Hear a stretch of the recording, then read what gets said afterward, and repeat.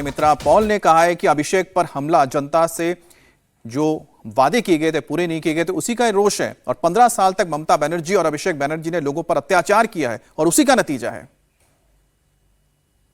हमारा सरकार तो पिछला सरकार या उसका पिछला सरकार को जैसा नहीं है कि सर्वभारतीय हमारे अध्यक्ष जी आए, पत्थर मारे और उसका कोई विचार ना हो।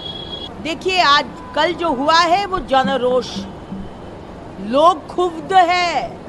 15 साल अभिषेक बनर्जी, ममता बनर्जी और तृणमूल जो अत्याचार किया और जो नीतिवाचक राजनीति, ध्वंसात्मक राजनीति, आज ये तोड़ना, ये फोड़ना, ये डेड बॉडी लेकर मिचिल करना, सिर्फ डिस्ट्रक्टिव पॉलिटिक्स करते आए हैं। और आज जब नया सरकार एक ही मकसद वो है डेवलपमेंट, अब जब उसमें हम लोग उतरे हैं तो ममता बनर्जी अगर आप फिर से हिंसात्मक राजनीति करने का कोशिश करेंगे, अभिषेक बनर्जी अगर आप फिर वो हिंसात्मक राजनीति करने का कोशिश करेंगे तो ये हम लोग अलाउ नहीं करेंगे।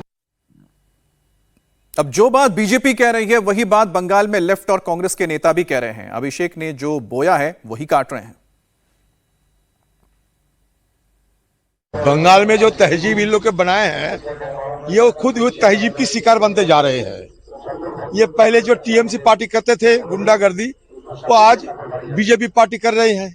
बात तो एक ही है, जिन्होंने आप कहते हैं ना सपेरे सांप के हाथ में मौत होती है, ये टीएमसी पार्टी के पुराने जो गुंडागर्दी बंगाल में होते हुए हम देखे हैं, उसका ही दौर अभी बंद नहीं हुई, चल रहे हैं। मैं कह रहा हूं कि सारी चीज बंद होना चाहिए। पिछले 15 साल में जो किया है तृणमूल कांग्रेस, जो पाप किया है जनगण के साथ, उसका फल तृणमूल को हर लीडर को भुगतना पड़ेगा।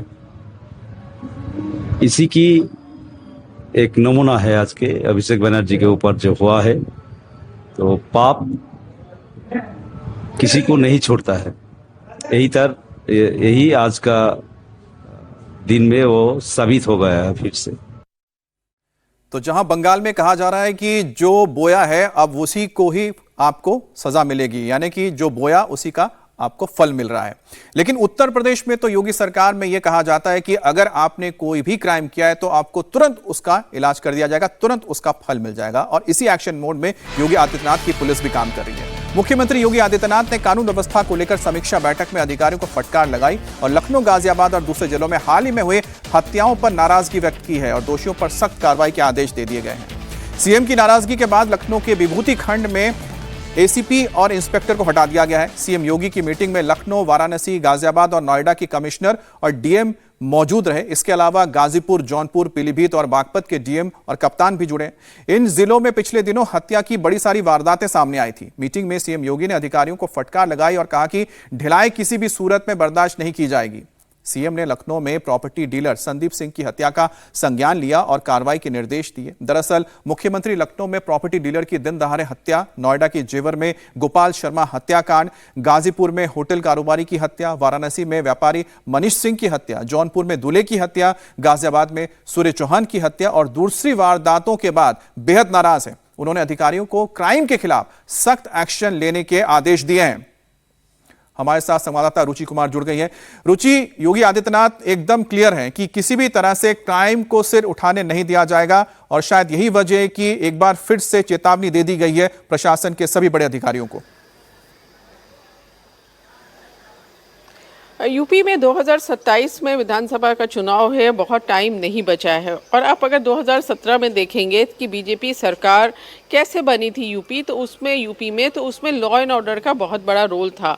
अखिलेश यादव की सरकार पर ये आरोप लगे थे कि लॉ एंड ऑर्डर बहुत ख़राब है, तो लॉ एंड ऑर्डर को लेकर सरकार सत्ता में आई थी। और 2017 से लगातार हम देख रहे हैं कि लॉ एंड ऑर्डर पे मुख्यमंत्री का खास ध्यान रहता है। अब पिछले दिन आप देखें कि लखनऊ में दिन दहाड़े प्रॉपर्टी डीलर की हत्या हो गई। एक बीजेपी के नेता थे, सिगरेट का कोई विवाद हुआ, उसमें उनको गोली मार के उनकी हत्या कर दी गई।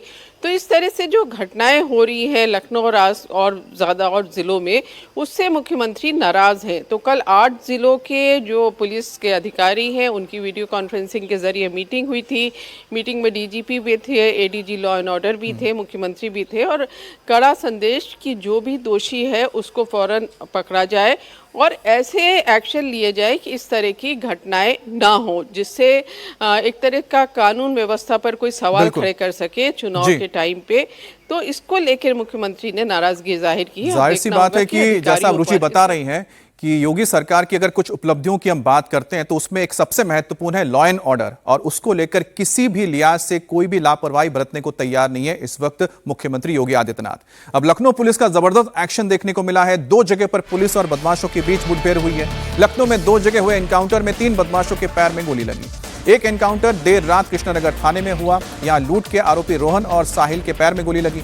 रोहन पर 20 और साहिल पर 4 मुकदमे दर्ज हैं। दूसरी मुठभेड़ विकासनगर थाने में हुई है। यहां कल एक लड़की से छेड़खानी हुई थी, जिसका आरोपी सनी यादव पुलिस की जवाबी फायरिंग में घायल हुआ है। उसके दाहिने पैर में गोली लगी। पुलिस ने आरोपी के पास से अवैध तमंचा भी बरामद किया है। लखनऊ में कृष्णानगर टू विकासनगर पुलिस के एक्शन की तस्वीर हम आपको दिखा रहे हैं। लखनऊ पुलिस का मैसेज साफ है कि अगर कोई भी अपराध करेगा तो उसे बख्शा नहीं जाएगा।